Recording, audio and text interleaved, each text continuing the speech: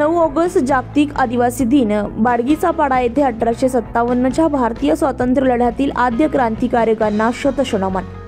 आदिवासी समाजातील सामाजिक कार्य करणाऱ्या क्रांतिकारकांच्या ऐतिहासिक स्थिरांचा इतिहास, अभ्यास, संशोधन, प्रचार प्रसार व्हावा या विचारांना त्रिवार अभिवादन करण्यासाठी दरवर्षी ग्रुप ग्रामपंचायत बाडगीचा पाडा येथे स्वातंत्र्य लढ्यातील आद्य क्रांतिकारकांचे प्रतिमेचे पूजन गावचे ज्येष्ठ नागरिक काशीनाथ पवार यांच्या हस्ते करण्यात आले.